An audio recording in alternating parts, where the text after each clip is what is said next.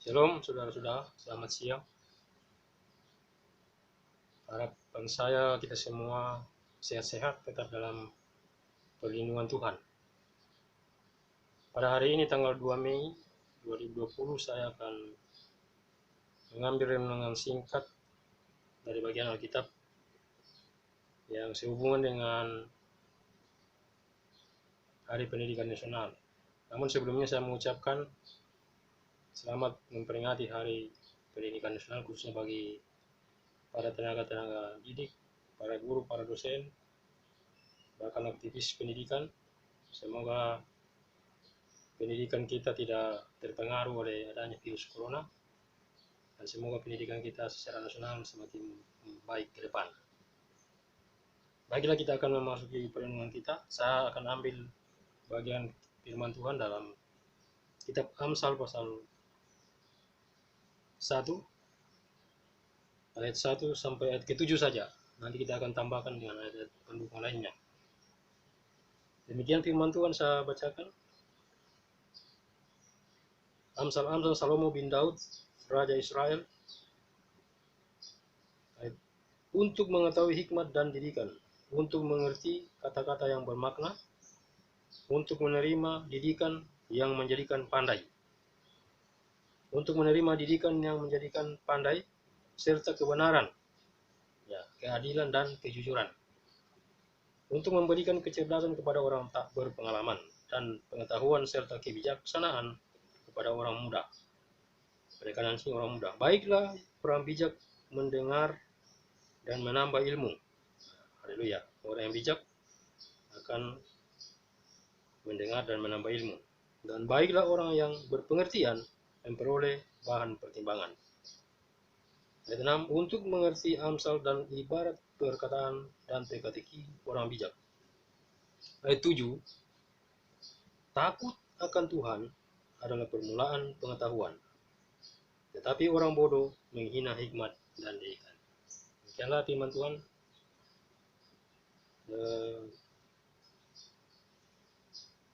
Kitab ini adalah merupakan salah satu bagian kitab Perjanjian Lama yang ditulis oleh Raja Salomo. Anaknya Daud. Kita tahu raja ini adalah sangat termasyhur dan memiliki hikmat yang sungguh luar biasa daripada Tuhan. Apa yang dia minta, saudaraku, bukan kekayaan. Ya, kalau saya baca dalam sejarahnya itu, tapi yang diminta adalah hikmat kepada Tuhan. Sehingga dengan demikian kita tahu Raja Salomo itu pada zamannya seorang raja yang termasyhur dan sangat kaya. Nah, kita akan melihat bagian-bagian ayat ini. Tujuannya ditulis itu, dikatakan tadi itu, untuk mengetahui hikmat dan didikan, untuk mengerti kata-kata yang bermakna. Haleluya. Untuk menerima didikan yang menjadikan pandai, serta kebenaran, keadilan, dan kejujuran. Saya sendiri umur 7 tahun, baru masuk SD. Waktu itu di kampung, maklumlah pada waktu tahun 70-an, jadi kita belum, bahkan sekolah waktu itu masih pakai sandal, sudah. Belum ada pakai sandal, masih telanjang kaki. Tapi saya bersyukur bisa mengenyam pendidikan sampai ke perguruan tinggi. Itu semua karena kasih karunia Tuhan. Saya masuk SD itu, saya merantau sudah kelas 5, naik kelas 5 pas merantau. Nah, itu sedikit perjalanan. Kita akan fokus ke firman Tuhan ini. Selanjutnya dikatakan untuk memberikan kecerdasan kepada orang yang tak berpengalaman dan pengetahuan serta kebijaksanaan kepada orang muda. Jadi tujuannya adalah, tidak lain adalah memberikan pendidikan yang secara formal kita lewati. Itu tidak, itu sangat berguna untuk kehidupan kita, saudara. Sehingga sangat penting bagi pendidikan. Tapi intinya di ayat yang ke-7 dikatakan tadi, takut akan Tuhan adalah permulaan pengetahuan. Karena Tuhan adalah sumber segala pengetahuan, sumber hikmat, sumber inspirasi. Tidak jauh-jauh ini pengalaman Raja Salomo. Dia seorang raja yang sangat kaya dan sangat berhikmat. Ada suatu waktu dua orang perempuan memperebutkan anak. Dan waktu itu Salomo tidak tahu mau bikin apa. Kemudian tiba-tiba dia minta hikmat kepada Tuhan, dan hikmat turun, dan hikmat itu mengatakan bahwa baiklah anak itu suruh potong dua, baru bagi dua. Jadi siapa yang kita tahu ceritanya itu, ya, pada akhirnya diputuskan seperti itu, dan salah satu ibu ini yang mengatakan tidak usah, jangan dipotong anak itu. Nah, di situ terbukti bahwa inilah ibu kandungnya. Itulah hikmat yang luar biasa, yang salah satu pengalaman Salomo dalam mengambil keputusan sebagai seorang raja. Waktu itu dia adalah memiliki hikmat. Nah, demikian juga kehidupan kita sebagai orang percaya. Intinya kita adalah memiliki takut akan Tuhan.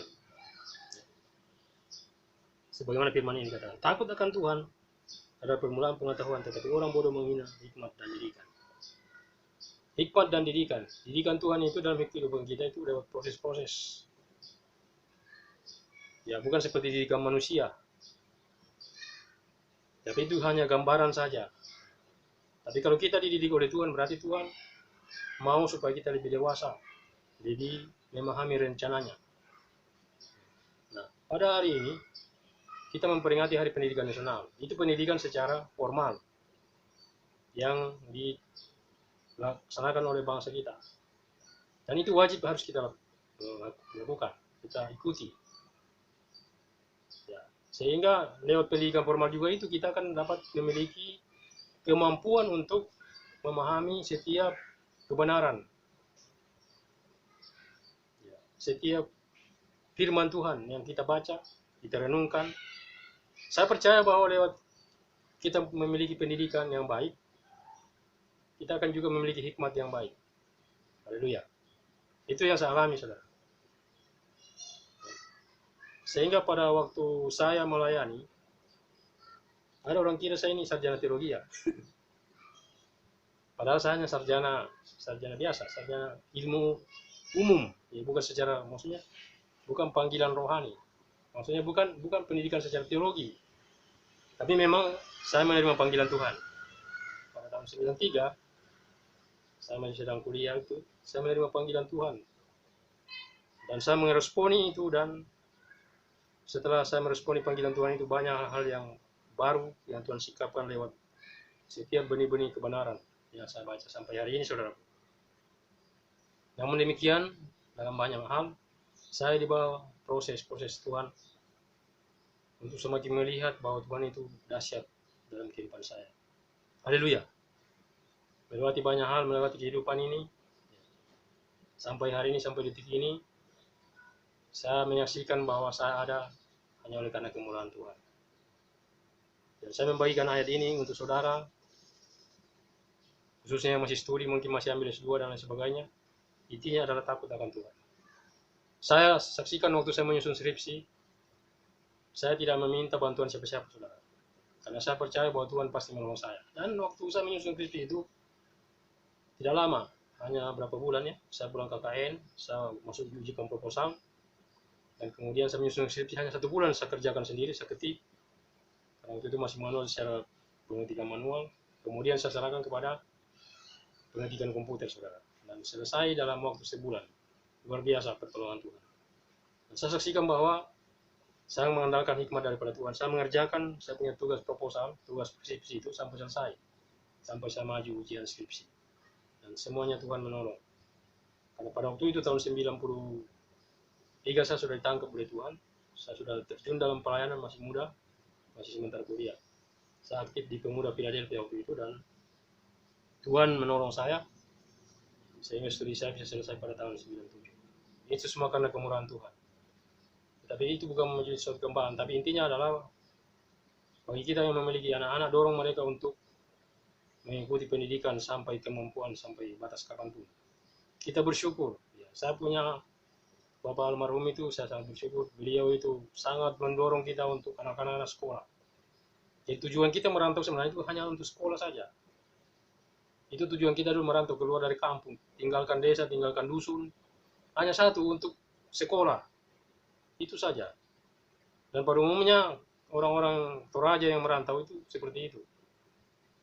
Kalau terlepas pada akhirnya mau jadi apa nanti di rantau itu kan berikutnya, tapi intinya itu adalah keluar dari kampung, keluar dari dusun, dari desa itu. Tujuan utamanya adalah untuk mengenyam pendidikan sampai setinggi-tingginya. Haleluya. Nah, itu yang saya saksikan, saudara. Sampai hari ini saya tidak jadi apa-apa secara manusia, ya, secara duniawi saya tidak memiliki apa-apa. Tapi satu hal yang saya banggakan, saya mendapat panggilan Tuhan. Ya, itu yang saya sangat banggakan dalam hidup saya. Saya mendapat suatu panggilan khusus, dipercayakan oleh Tuhan untuk mengerjakan tugas pelayanan yang dipercayakan di dalam jemaat-jemaatnya di mana saya ada. Nah, saya bersyukur pada siang hari ini kita memperingati Hari Pendidikan Nasional. Kita berharap biarlah badai pandemi virus COVID-19 ini tidak akan mempengaruhi sistem pendidikan kita di Indonesia. Ya, walaupun memang terjadi banyak perubahan-perubahan, tapi saya percaya bahwa Tuhan akan menolong kita, saudara. Khususnya bagi saudara-saudara yang masih memiliki anak yang masih studi, yang masih sekolah, dorong mereka untuk terus maju. Ya, sekarang ini kan kita dorong anak-anak kita untuk belajar secara mandiri, ya, karena sekarang teknologi sudah begitu maju. Buka HP saja sudah, semua sudah ada. Tinggal belajar, tinggal kemauan saja. Nah, makanya kita dorong anak-anak kita yang masih belajar, yang masih studi, anak cucu, supaya mereka terus belajar dan belajar. Saya pun sampai hari ini masih belajar. Belajar dari segala hal, situasi, kondisi, keadaan yang ada, belajar dari kitab. Karena inilah kehidupan kita. Inilah tuntunan kita sampai akhirnya kita meninggalkan dunia ini. Apa yang kita mau bawa, saudara? Tidak ada. Hanya iman kita kepada Tuhan. Saya kembali ayat itu. Pada waktu Yesus datang, apakah aku mendapatkan iman di bumi? Nah, hanya iman yang ditanya. Saya juga merenungkan dari tadi. Kenapa ya kalau orang meninggal itu, yang dibacakan itu, riwayatnya itu tidak ada dibilang, oh, dia tinggalkan mobil sekian, dia tinggalkan rumah sekian. Yang dibacakan itu meninggalkan seorang istri, sekian anak dan cucu. Itu saja. Jadi harta yang sesungguhnya itu adalah anak cucu. Haleluya, istri, anak cucu. Itu harta.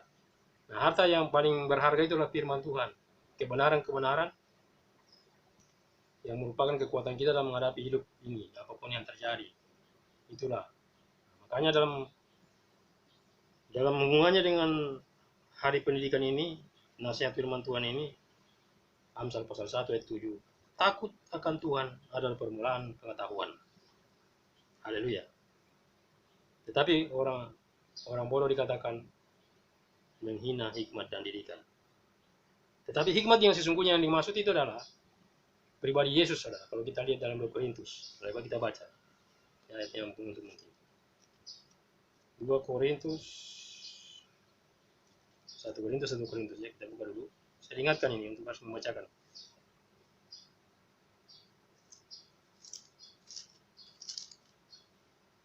Itu bicara hikmat juga. Kita buka di sini.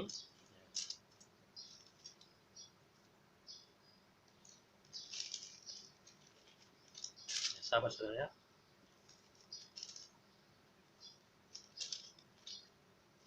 Minta maaf ya, bukan 1 Korintus, 2 Korintus. Kita cari ayatnya.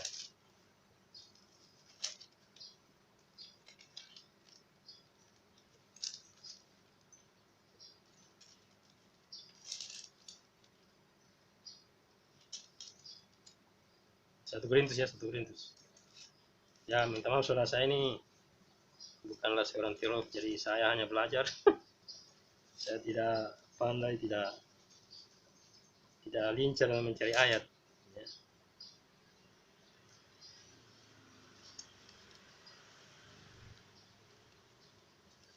Dalam 1 Korintus pasal 1 ya, pasal 2.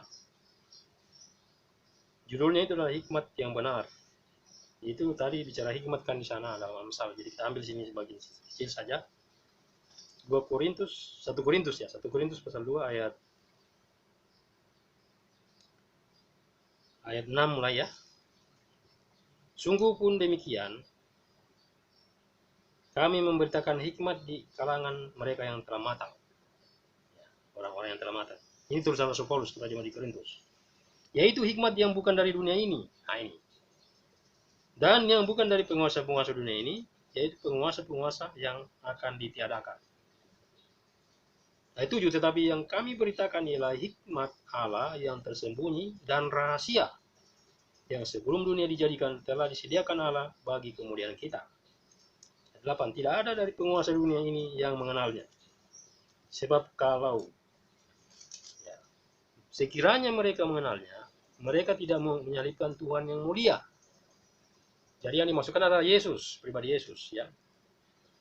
Ayat 9, tetapi ada tertulis, apa yang tidak pernah dilihat oleh mata dan tidak pernah didengar oleh telinga dan yang tidak pernah timbul di dalam hati manusia, semua yang disediakan Allah untuk mereka yang mengasihi Dia. Ayat 10, karena kepada kita Allah telah menyatakan oleh Roh, ya, berbicara Roh lagi, sebab Roh menyelidiki segala sesuatu, bahkan hal-hal yang tersembunyi dalam diri Allah, Roh Kudus. Siapakah gerangan di antara manusia yang tahu apa yang terdapat di dalam diri manusia selain roh manusia itu sendiri yang ada dalam dia? Demikian pula lah tidak ada orang yang tahu apa yang terdapat atau tersembunyi dalam diri Allah selain roh Allah.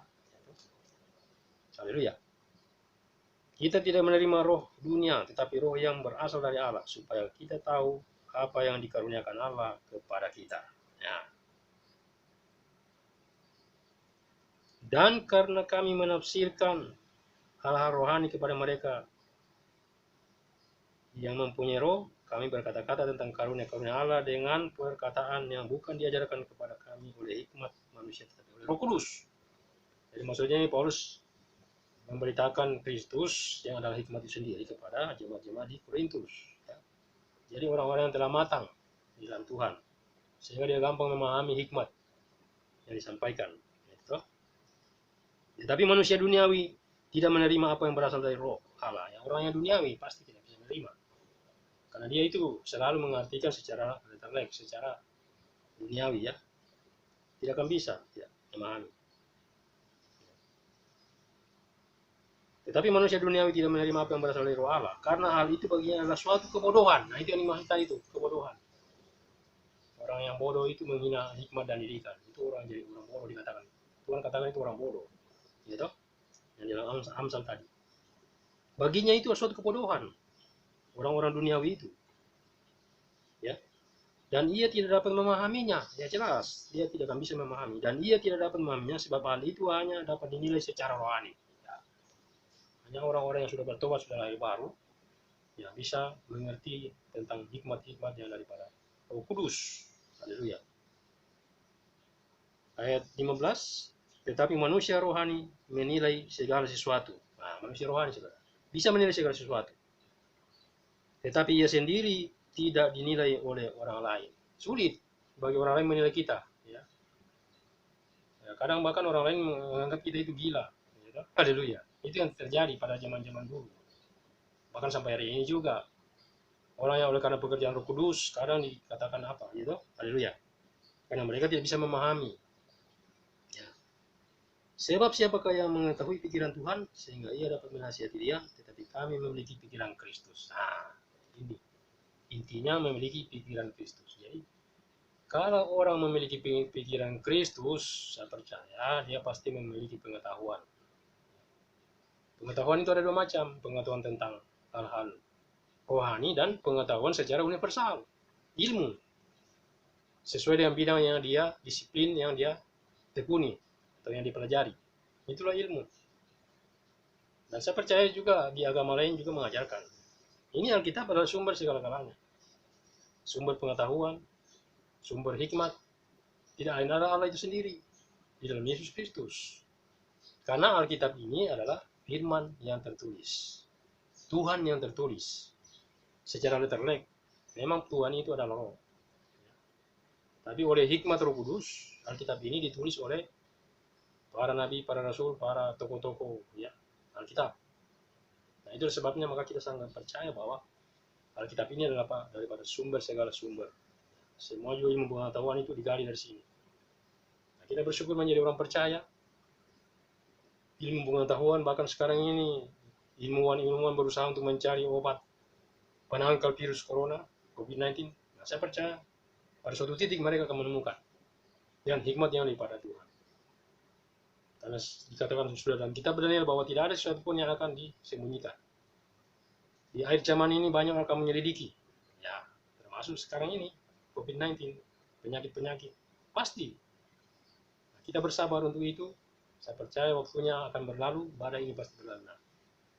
Demikianlah apa yang saya bisa bagikan siang hari ini untuk kita memperingati Hari Pendidikan Nasional. Semoga ke depan pendidikan kita lebih baik, khususnya anak kita yang masih sekolah, masih studi, biar mereka sukses dan dengan memiliki dasar takut akan Tuhan, sebagaimana Amsal 1 ayat 7 tadi.